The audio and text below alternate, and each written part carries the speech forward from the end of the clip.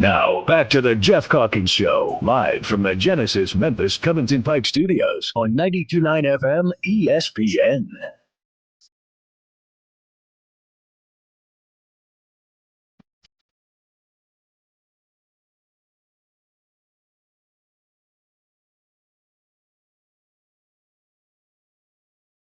Back on the Geoff Calkins Show. Sam Hardiman joins me now. Sam writes about the city for the Daily Memphis. He's also a Pats fan. Pats just rolling. Now, are you willing to concede that they're an actual contender and not just this is a fun little emergent season we're having? No, I'm not ready yet. Are they the Commanders of this season? Are they this year's Commanders? Last year of the Commanders made it to the conference championship game when no one expected it because of a dynamic quarterback emerging, new coaching staff, new players around that young quarterback. Yeah, I think in CJ Stroud the year before that, right? Like there's a track record here of new emerging quarterback, easy, very soft schedule. Obviously, like the win against Tampa is a different kind of win. It's on the road. It's against a good team. It felt good. At the same time, Tampa had opportunities to win that game. And the Falcons game was also a game the Patriots very well could have lost. So I'm very happy. You know, this is kind of like the guy who hits, a good shot in golf and then is like upset that it's like, 15 feet from the hole instead of 5. So I'm just going to shut up. Jeffrey, what do you think? I mean, so they hire Mike Vrabel. Everyone, I think, acknowledges that Mike Vrabel is a good coach and was a good coach in Nashville, right? Yes. He's not an offensive wizard. But Josh McDaniels is. Right, and they have the perfect let me ask you this. Josh McDaniel is the perfect offensive coordinator because he's perceived to be an offensive coordinator that can never get another coaching. It's actually a great setup. Is Brian Daboll that next? Maybe. I mean, I do think the question is, what is Brian Daboll away from Josh Allen? Well, that's the other thing. Josh McDaniel has a better record with quarterbacks than we know that he's a whisperer. We don't know that Daboll. What are your thoughts, Sam? It's a great question. I hope we get another opportunity for Brian Daboll with another quarterback so we can test it. He obviously did really well in his early years in New York, and then again, this is another situation of Brian Daboll didn't do a great job in New York, but you lose Malik Neighbors early in the season here, right? There's just not a lot of talent. Jackson Dart's good, great find. Not a lot of talent on the rest of the roster, except, the defensive line. All right, to the city. You had a really interesting couple of pieces yesterday. Yesterday or Monday? Monday. About what's going to happen after the task force leaves. Let me ask the threshold question. Do we know when they're going to leave? And when they leave, are they leaving? Who's leaving? Like I saw Bill Gibbons' comment was, I sure hope the Tennessee State Troopers remain here for the long haul because they've been very helpful. Do we have any sense of how long this is going to last and what part of it's going to last how long? Yeah, so in an interview last week, Memphis Mayor Paul Young said to me that he thinks we're in the middle. We've heard from other avenues that it could be the end of the year that the whole task force uproots, right, and leaves. But genuinely, if anyone wants to tell me, let me know. That'd be great. I think the public would like to know. So that's first. And then obviously to your question, Jeff, the Tennessee Highway Patrol, well, we're still in Tennessee. It's very clear that, there is a craving, at least among some, for a heavier presence of Tennessee Highway Patrol people, and that's been a craving for a very long time, to be quite honest with you. And now Memphis is sort of finally getting it as part of this task force. So there's maybe no reason for the Highway Patrol's presence to diminish besides, manpower issues. And so, yeah, I think I've answered your question there. Well, interesting because one of the things you've written about, and you mentioned again, it came up in this piece again, is that before the quote unquote task force arrived, there was already significant progress in bringing crime numbers down in Memphis. And it wasn't just because Memphis was doing a better job, although there was some of that. It was also because they were already getting more help. Is that not true? Yeah, two things can be true here. There was already significant help, and there has been help for a long time from federal law enforcement for Memphis. It's just maybe not has been as followed, and everyone hasn't been as locked in on it. But for a long time, there's been FBI presence, DEA presence in this community. They were definitely working hard this summer. Also, crime was just falling in this city, and I think it had fallen nationwide. Memphis seems to kind of lag the nation a little bit, but also does mirror national trends. We can get a little more into that in a minute. But yeah, what's happened with crime in Memphis, Tennessee is Memphis was already having a good year for crime. It's going to have low homicide numbers, low aggravated assault numbers compared to recent years, particularly compared to 2023, which was a modern record. And then the task force arrives, and it's turning what would have been a good year probably into a great crime year by Memphis standards, right? By many other community standards, it'd be horrible. But by Memphis standards, it's going to probably be a great crime year. And so the piece, asks the question of, well, how sustainable is that? And what is going to drive down crime here in the long term? And I think that's really the question the piece asks, and something like it's going to be really interesting to watch. Well, one of the really jarring things to me was you had two pieces. One, sort of a narrative piece where you talked to people and wove all this together, but then you also had another piece where you just quoted significant Memphians on this is what they had to say. And I don't know, there were 15 or whatever. There were a bunch of them.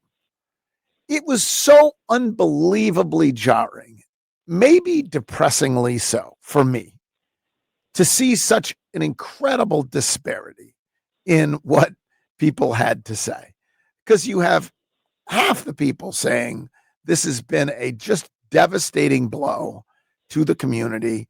It has been something that has created distrust among populations of the city toward police, and that we're going to be paying for that for a long time, that it's created a hollowing out, all of that it's simply, jamming our jails full. We have people dying in jails. Feels like every week now. You've that portrait painted by some, and then you have the other portrait about, my God, this has been such a boon.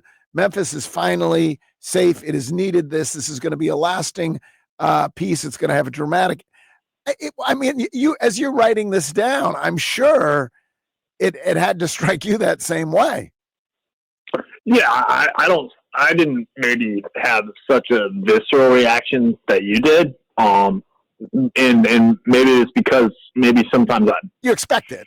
Of course, you expect it. Maybe that's right. Maybe it's just more of, I think some of the folks who thought that this was great, and I'm not trying to poo-poo them, okay, or poo-poo anyone. I'm really grateful that for everyone that participated in that story and was willing to engage with us, engage with the Daily Memphian and trust us with their words. Is I think that there are a couple lenses that people look at this from. There is the really community-informed lens of like Memphis neighborhoods that aren't the Poplar corridor, okay, that are majority people of color, that have higher poverty rates than the Poplar corridor. And then there are folks who maybe live in the suburbs, maybe live in the Poplar corridor. And I think those were some of the folks who were really like, oh, this is awesome, this is great, etc. And I think that was something that I wasn't that surprised by. But I think two things can be true here, right? And I think the duality of this can be true of the crime rate stats can be excellent, and they certainly look excellent by modern Memphis standards. Like Memphis may be under 200 homicides in 2025, which hasn't happened in a long time. I don't know off the top of my head, but I don't think they've been under 200 homicides since in the 7 years I've lived in Memphis, Tennessee. And that can be really good. At the same time, the aggressive policing that we've seen, and this is documented in the affidavits that are being filed by these law enforcement agencies. This isn't me making it up. It's not activists spinning a narrative. This is what you're seeing in actual sworn documents from law enforcement. The aggressive policing we're seeing, the heavy immigration enforcement that you wrote about this week, Geoff, right? That has real impacts on people. It really does shape the psyche of communities. It can sow fear, right? If people are being pulled over aggressively or being misidentified because law enforcement's looking for other people on warrants, and they pull over the wrong person and they're aggressive about it, that can really harm somebody. What was the percentage of, what's the number that of the arrests or whatever that have been made that have been basically immigration enforcement administration? Yeah, this is from my colleague Aaron Fleming's reporting, and he, and this was as of I think last Saturday, but it's about 17%, so almost 1 in 5.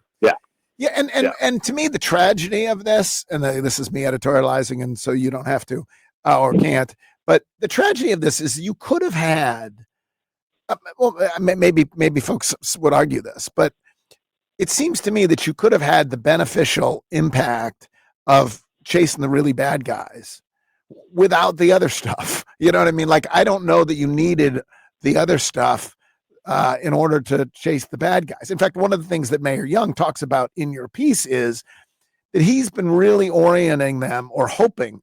It was interesting because I think the way you put it is they don't have power to tell the task force what to do. They can advise, suggest, hope, wish, whatever else. They want them going after known gang members, outstanding warrants. That's what they want them focused on. Because that seems like the kind of thing that if they do that effectively could have an impact even after the task force leaves. Absolutely, right? And so the mayor's words I thought were really interesting. Like, he essentially talked about the scope. When the scope shifts from not looking for gangbangers and pulling them over, I'm paraphrasing there here, that's when he starts to get worried. And so, yeah, there's an opportunity cost. If the task force is spending a lot of time pulling over and maybe trying to detain nonviolent immigrants who happen to enter this country, illegally, that takes away potentially from their man hours and their ability to then go hunt for or build cases on some of the really dangerous people in this communities that police will tell you, that homicides, really, beyond domestics, right? Beyond domestic violence homicides and, kind of petty disputes that boil over. Sometimes, a very small amount of people are, and you can see this with like the Young Dolph case, or are accused of or are alleged of being responsible for a lot of bodies that hit the streets in Memphis, Tennessee. And that's what the mayor and the police department would really like people to help focus on, because they would love some of these resources to make a big dent in those organized crime people. And that would be huge for the city. And in the end, that's somewhat a difference of priorities, right? Like, if your priorities are actually fixing crime in Memphis, that is where you would spend the vast majority of your energies and time. If your priorities are also just getting the numbers up for ICE, then you would spend your time and energies otherwise. And that seems to me to be part of the problem here. You talked to a woman from the Brookings Institute, I believe, about crime and about what percentage of it. I mean, in the end, like we notice we those of us who live in the Poplar Corridor notice the crimes when crime spills over, which it has too much, let's be honest. But her point was most of this crime is actually happening in places, I forgot what the number was, where the poverty rate is above 30% or something like that. What was the essence of what she was saying? Yes, the number in Britain, please, everyone go Google this, when we get off, or ChatGPT it, whatever you want to do, however you search these days. Do this when I get off, or do it right now. But Brookings has data for almost all the major cities in the United States, and it's about the relation between concentrated poverty and gun crime. And so between 2019 and 2023, according to Brookings, 71% of Memphis's homicides occurred in zip codes where the poverty rate is 30% or greater. Okay? And so that means in some of the most desperate, poor places in the city, that is where most of the gun crime is occurring. Okay? And obviously it has spilled over into the Poplar Corridor. There are very notable instances of this. But most of the gun crime is in poor Memphis neighborhoods. And you can see this in MPD's own data. MPD has a great dashboard they put up by zip code, and I was playing around with it yesterday because this really got us going at the Daily Memphian, to be quite honest. And I was looking at it yesterday, and there are some zip codes, off the top of my head, for example, 38120, which is the easternmost Poplar Corridor zip code. I'll ask Jeffrey this trivia question. In the past 5 years, how many homicides have occurred in the easternmost Poplar Corridor zip code? Past 5 years. Read the zip code one more time. 38120. 38120. So that's where? That's homicides? That's pretty much like Oak. Yeah. Oak Hall, Ridgeway. Yeah, this is by MUS kind of. Okay. This is like, oh boy. In the last 2 years, was that the 5 years? I'm going to say like 5 total. You're wrong. One. Okay. Wow.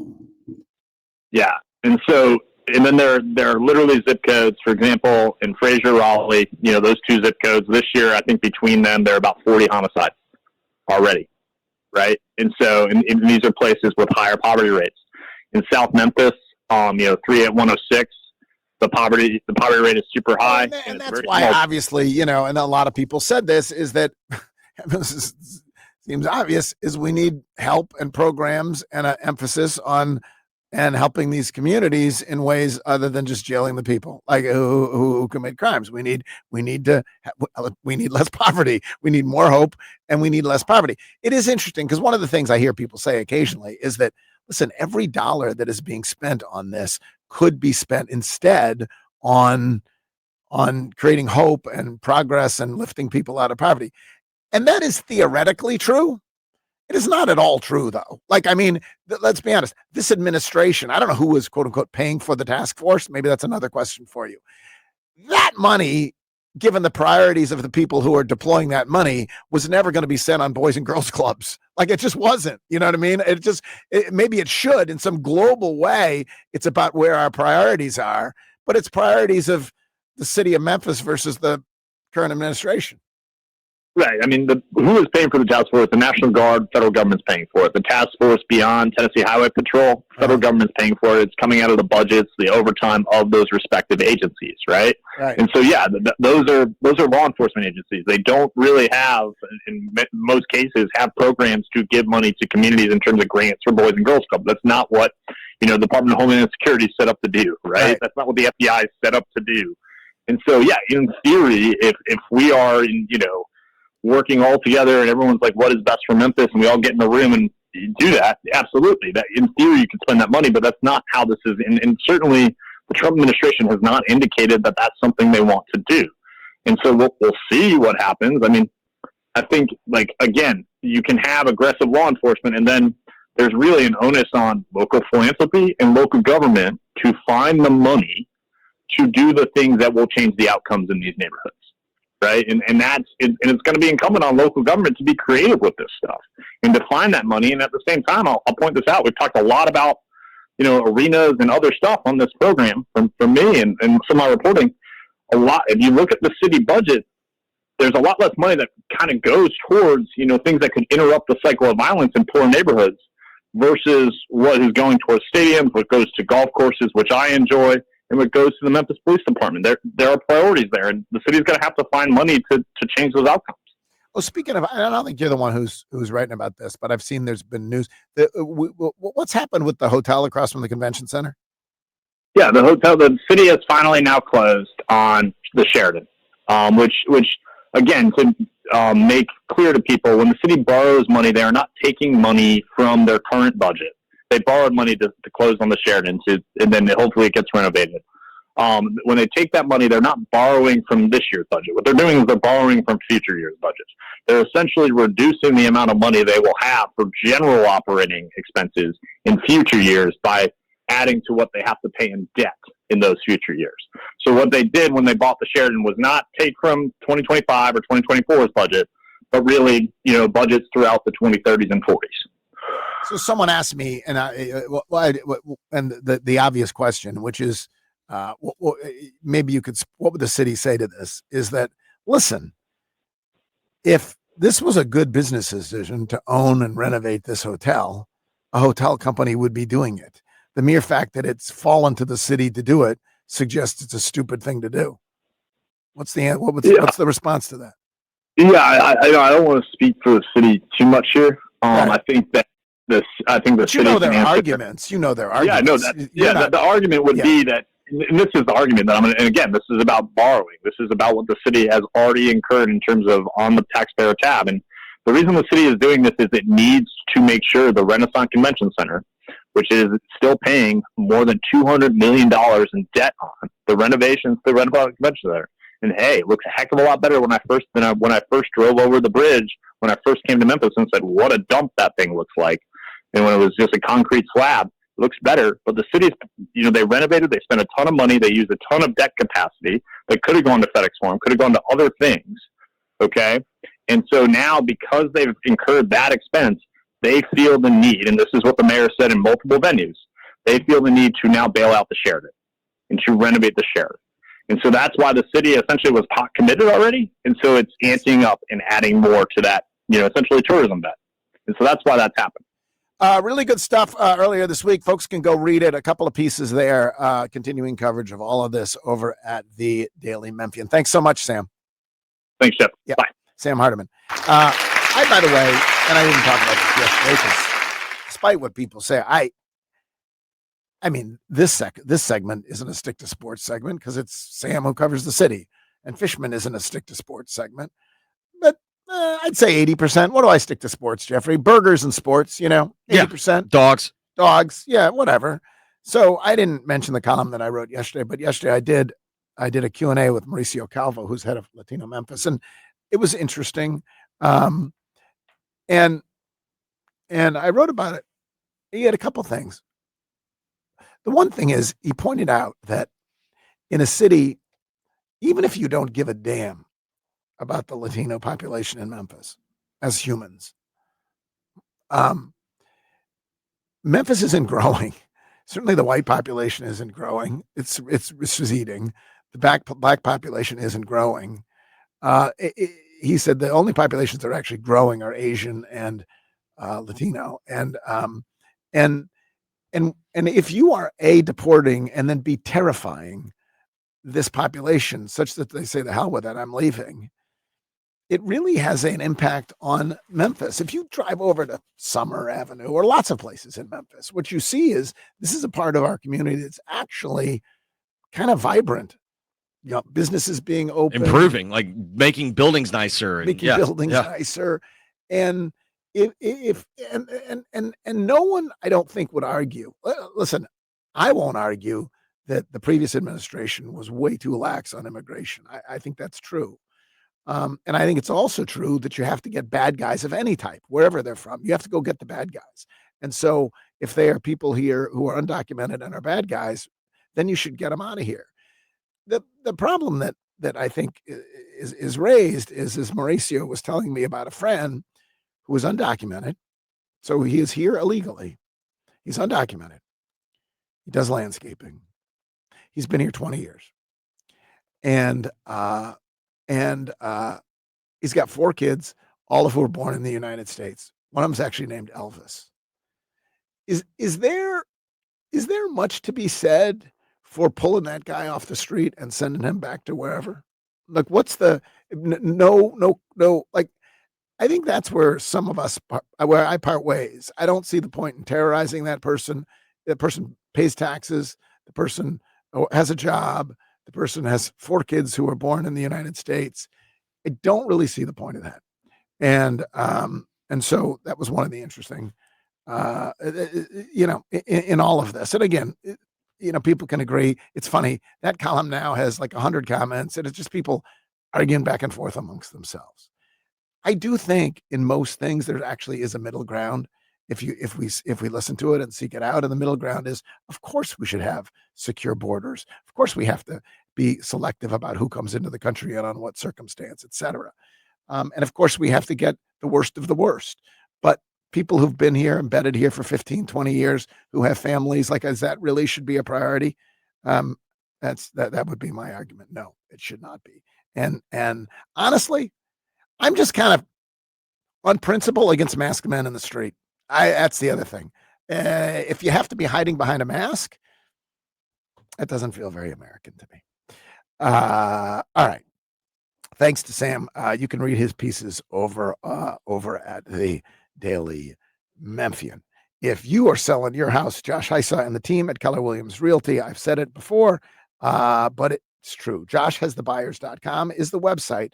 Phone number is 901-461-8147. And it's a tricky time to sell your house. And if you're selling your house, the really tricky part is you don't know how much it's going to sell for, and you don't know when it's going to sell. So it makes it awfully hard to move on.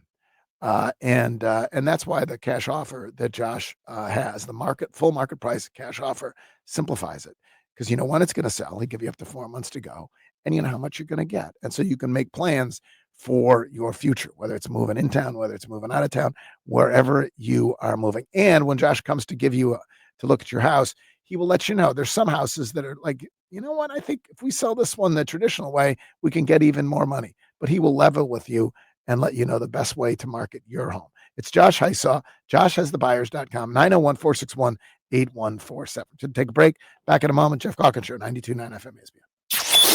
92.9 FM ESPN, Memphis' sports station. Listen to 92.9 FM ESPN on the Odyssey, iHeartRadio, or TuneIn apps.